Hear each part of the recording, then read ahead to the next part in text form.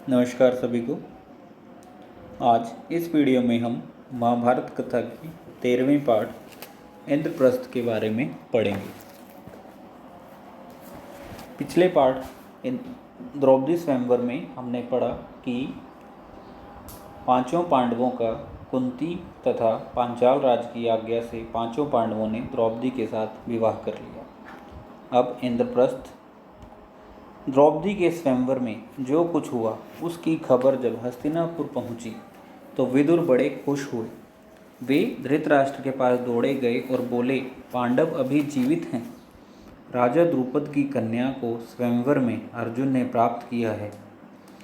पांचों भाइयों ने विधि पूर्वक द्रौपदी के साथ ब्याह कर लिया है और कुंती के साथ वे सब द्रुपद के यहाँ कुशल से हैं। यह सुनकर धृतराष्ट्र हर्ष प्रकट करते हुए बोले, हर्ष अर्थात खुशी के साथ बोले, भाई विदुर, तुम्हारी बातों से मुझे असीम आनंद हो रहा है। असीम का अर्थ है बहुत अधिक।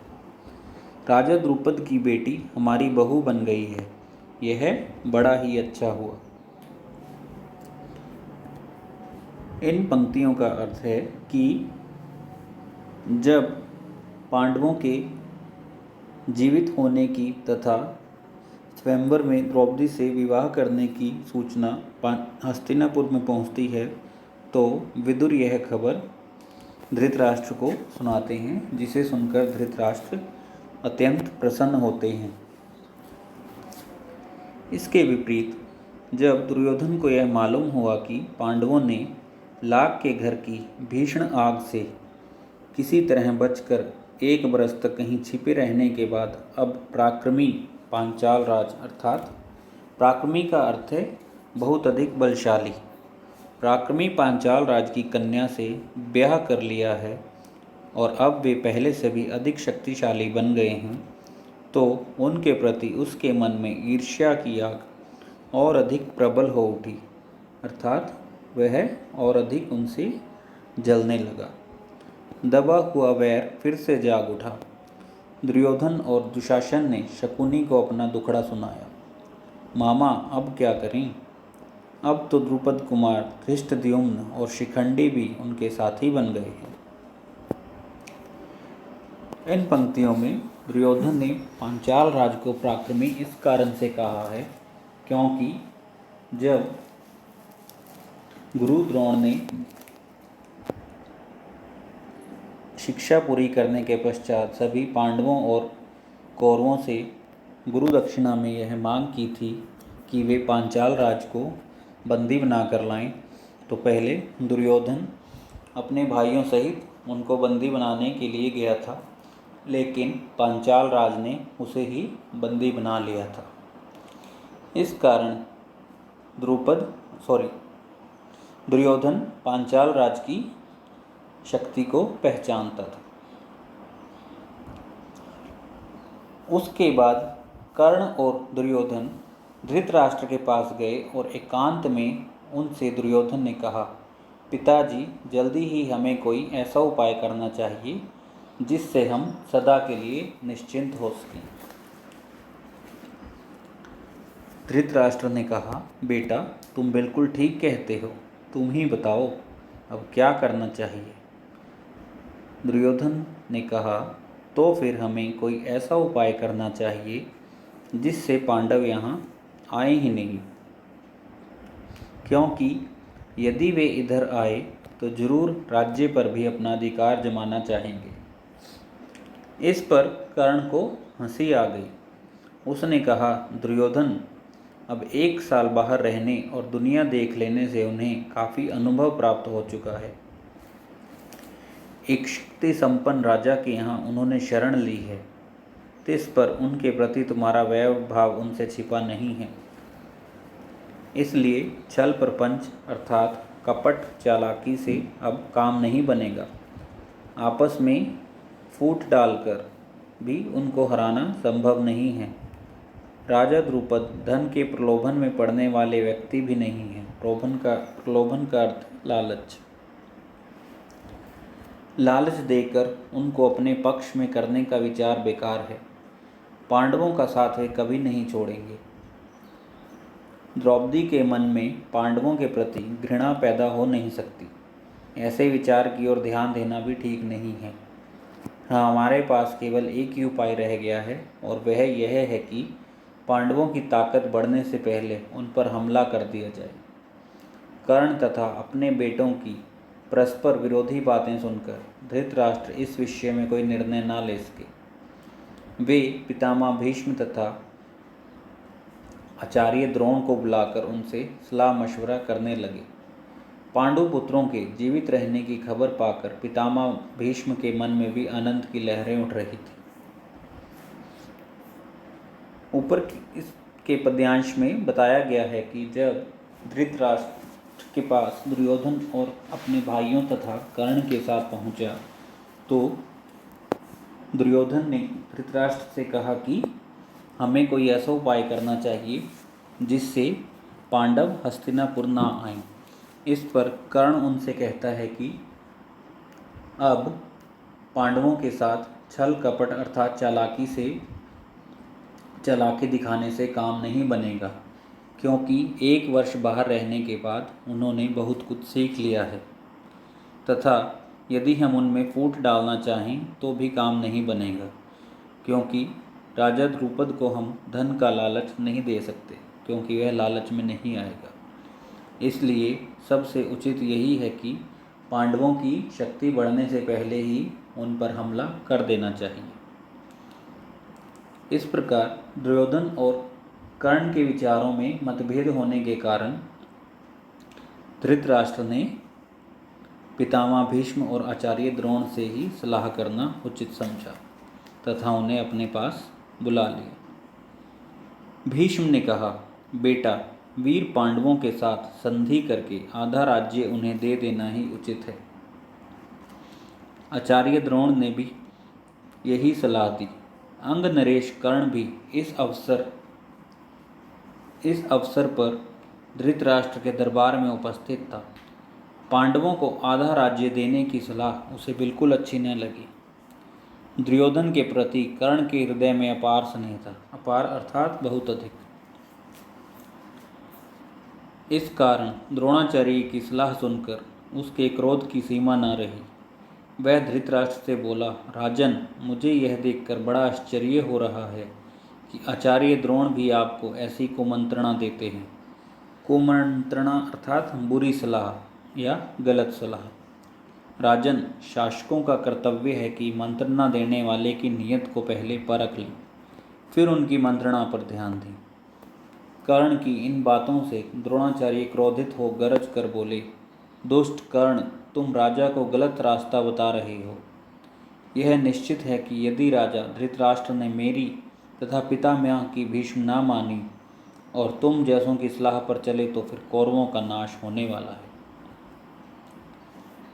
इस पद्यांश में बताया है कि जब धृतराष्ट्र ने द्रोणाचार्य तथा भीष्म पितामह से सलाह मांगी तो उन्होंने कहा, दोनों ने यही सलाह दी कि अब पांडवों को आधा राज्य देना ठीक है, लेकिन कर्ण उनकी सलाह से सहमत नहीं था। इसलिए उसने कहा, राजन, जिनसे हम सलाह ले रहे हैं उनके मन के भावों को समझना भी उचित है अर्थात हमें पहले यह जान लेना चाहिए कि वह किसके पक्ष में हैं। कर्ण के कहने का अर्थ था कि द्रोणाचार्य तथा भीष्म तो पांडवों का ही पक्ष लेंगे, इसलिए वह उन्हें आधा राज्य देने की सलाह दे रहे हैं। कर्ण की ऐसी बातों को सुनकर द्रोणाचार्य ने कहा कि कर्ण, तुम ठीक नहीं कर रहे हो। यदि राजन तुम्हारी जैसी लोगों की सलाह मानेंगे तो कौरवों का नाश अवश्य होगा, अर्थात राज्य के लोभ में कौरव और पांडवों का युद्ध होगा जिसमें कौरवों का नाश हो जाएगा। इसके पश्चात धृतराष्ट्र ने धर्मात्मा विदुर से सलाह ली। विदुर ने कहा, हमारे कुल के नायक भीष्म तथा आचार्य द्रोण ने जो बताया है वही श्रेयस्कर है। श्रेयस्कर अर्थात कल्याणकारी, जिसमें सबका भला हो। कर्ण की सलाह किसी काम की नहीं है। अंत में सब सोच विचार कर धृतराष्ट्र ने पांडु के पुत्रों को आधा राज्य देकर संधि कर लेने का निश्चय किया और पांडवों को द्रौपदी तथा कुंती सहित सादर लीवा लाने के लिए विदुर को पांचाल देश भेजा। विदुर पांचाल देश को रवाना हो गए। पांचाल देश में पहुंचकर विदुर ने राजा द्रुपद को अमूल्य उपहार भेंट करके उनका सम्मान किया और राजा धृतराष्ट्र की तरफ से अनुरोध किया कि पांडवों को द्रौपदी सहित हस्तिनापुर जाने की अनुमति दें। विदुर का अनुरोध सुनकर राजा द्रुपद के मन में शंका हुई। उन्हें को धृतराष्ट्र पर विश्वास न हुआ। सिर्फ इतना कह दिया कि पांडवों की जैसी इच्छा हो वही करना ठीक होगा। तब विदुर ने माता कुंती के पास जाकर अपने आने का कारण उन्हें बताया।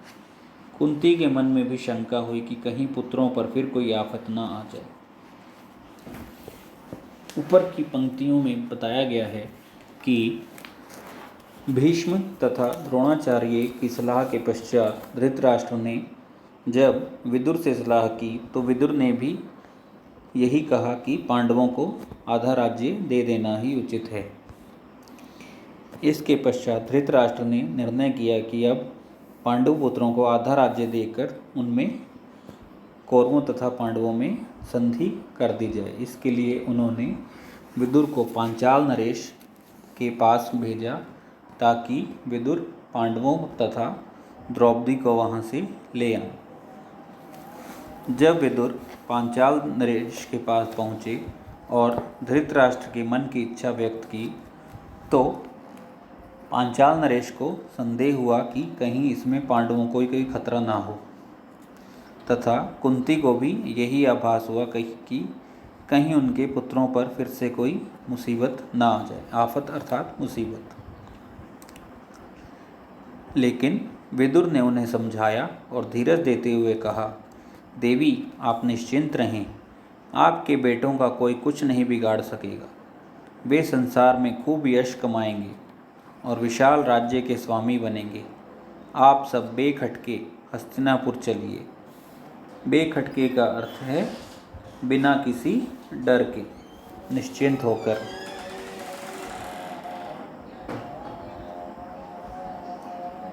आखिर द्रुपद राजा ने भी अनुमति दी और विदुर के साथ कुंती और द्रौपदी समेत पांडव हस्तिनापुर को रवाना। उधर हस्तिनापुर में पांडवों के स्वागत की बड़ी धूमधाम से तैयारियां होने लगी। जैसा कि पहले ही निश्चय हो चुका था, युधिष्ठिर का यथाविधि राज्याभिषेक हुआ और आधा राज्य पांडवों के अधीन कर दिया गया। राज्याभिषेक के उपरांत युधिष्ठिर को आशीर्वाद देते हुए धृतराष्ट्र ने कहा, बेटा युधिष्ठिर, मेरे अपने बेटे बड़े दुरात्मा हैं। दुरात्मा अर्थात उनका मन पवित्र नहीं है, वे बहुत दुष्ट हैं। एक साथ रहने से संभव है कि तुम लोगों के बीच वैर बढ़े।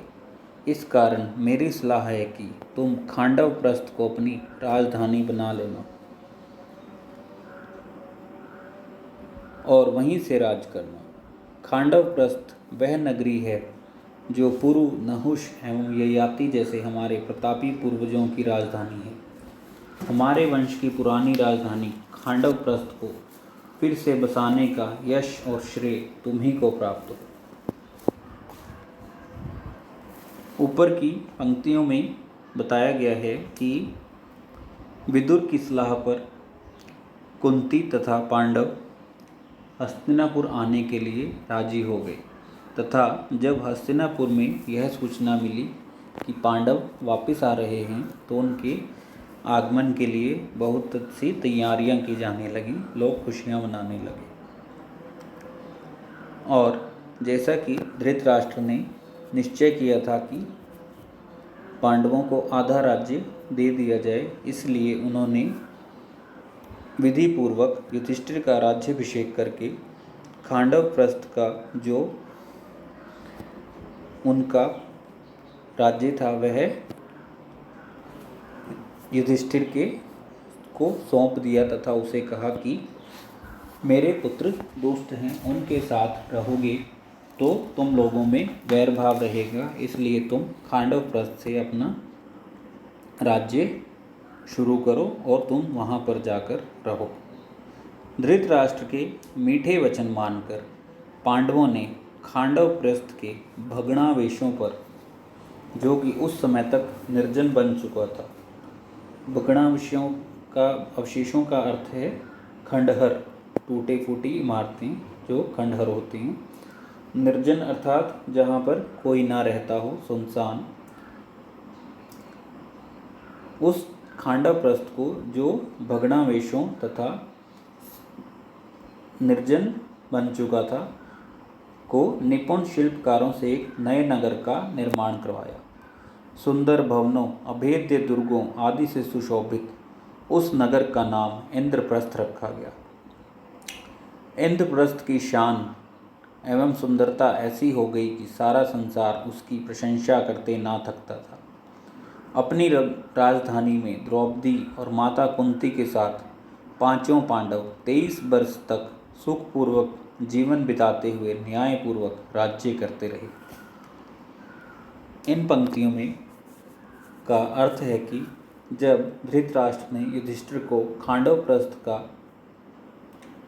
राजा बना दिया तथा उसे कहा कि तुम खांडवप्रस्थ को अपनी राजधानी बनाओ, तो वह खांडवप्रस्थ जहाँ पर खंडहरे ही खंडहर थे तथा जो निर्जन सुनसान इलाका था, वहाँ पर उसने सुंदर निपुण शिल्पकारों अर्थात चतुर कारीगर जो अपने कार्य में पारंगत हों, उनसे एक सुंदर नगर का निर्माण करवाया तथा उस नगर का नाम इंद्रप्रस्थ रखा गया। इंद्रप्रस्थ इतना सुंदर था कि सारे संसार में उसकी सुंदरता की चर्चा होती थी तथा पांडवों ने वहाँ 23 वर्षों तक सुखपूर्वक जीवन व्यतीत करते हुए न्यायपूर्वक राज्य करते रहे।